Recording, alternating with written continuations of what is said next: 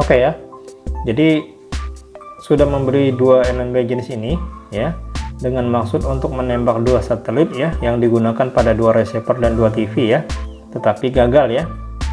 Kemungkinannya ada di sini.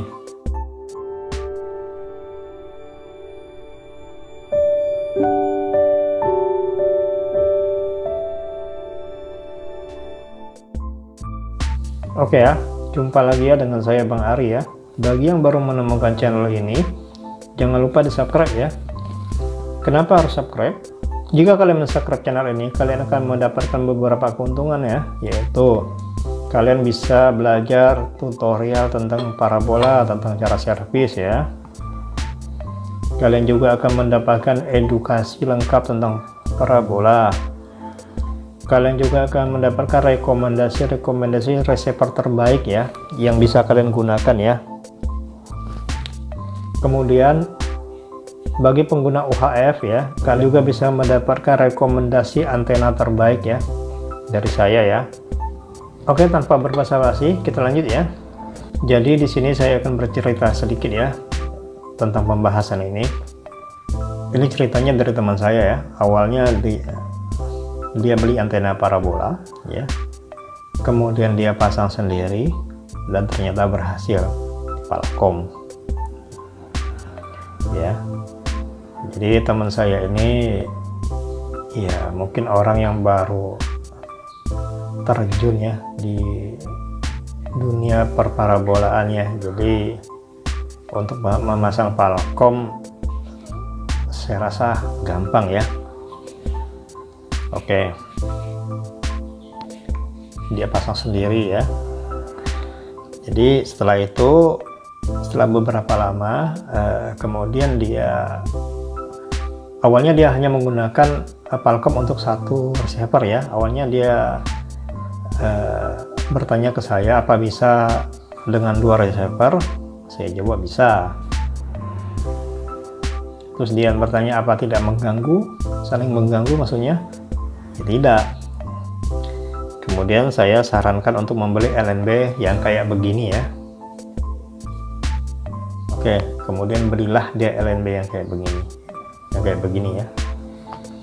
Setelah itu kemudian dia pasang sendiri, dan ternyata setelah dipasang ya, gambarnya sama sekali tidak muncul alias no sinyal ya. Terkadang kalau muncul sinyal pun cuman kayaknya sinyalnya tarik menarik ya gitu.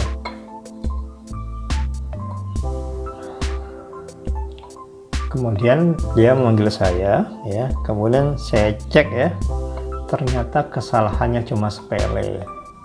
Apa saja sih kesalahan-kesalahan yang sering terjadi jika kondisinya seperti ini? Oke, sebelum kita memutuskan untuk melakukan tindakan, pertama kita cek dulu ya kabelnya apakah sebelumnya baik-baik saja. Itu yang pertama ya. Kemudian kalian cek juga konektornya apakah baik-baik saja ya. Kemudian kalian cek juga switchnya apa baik-baik saja ya. Nah, kalau kalian yakin ketiga itu sudah baik-baik saja ya, baru kalian cek LNB-nya. Dan ternyata kesalahan di teman saya itu simple ya, hanya kesalahan di LNB. Jadi intinya dia salah membeli LNB. Yang seharusnya dia memakai LNB dual output ya, dia membeli LNB dual polarity. Oh, emangnya beda LNB dual output dengan dual polarity itu apa sih? Oke, saya jelaskan secara gamblang dulu ya. Jadi begini. Oke ya, sebelum membeli LNB kalian harus perhatikan ininya ya, tulisannya ya. Jika ada tulisan LNB RCV, ini berarti ini dual output ya. Nah, jika ada tulisan RCV1, RCV2 itu juga dual output ya. Kemudian, bagaimana jika tidak ada tulisan? Kan sering tuh kalian menemukan yang tidak ada tulisan di sini, polos. Nah, itu juga dual output ya, sama. Lalu, bagaimana dengan yang dual polarity? Untuk yang dual polarity itu biasanya ada tulisan di sini 13V dan 18H ya.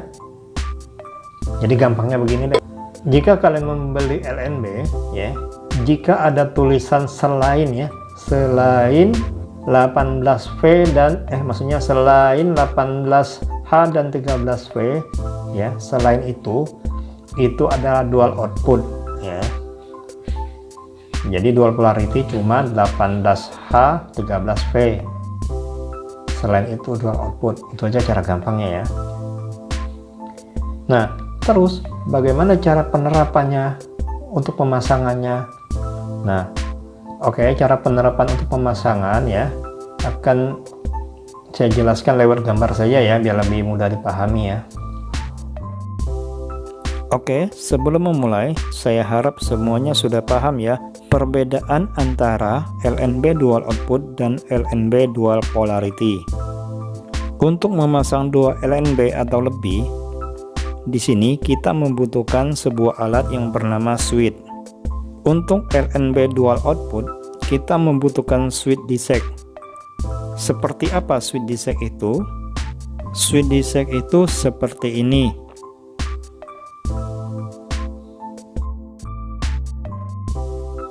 Untuk LNB dual polarity, kita membutuhkan multi switch. Seperti apakah multi switch itu? Multi switch itu seperti ini.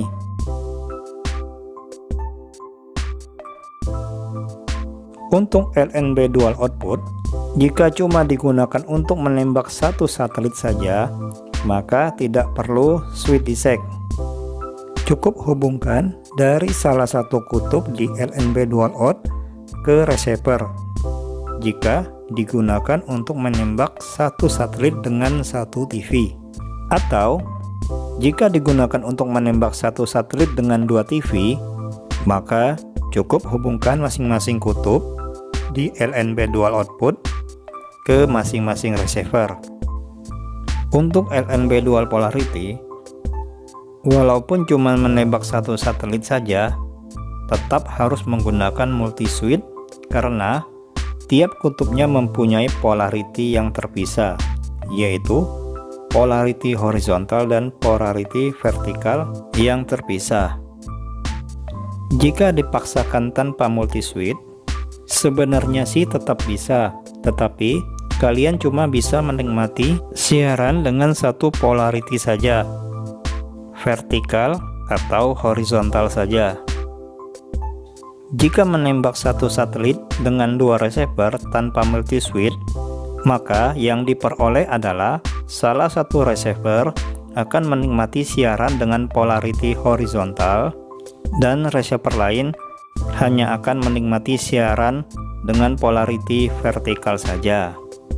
Jadi intinya LNB dual polarity itu polaritasnya tidak menyatu ya, seperti LNB dual output.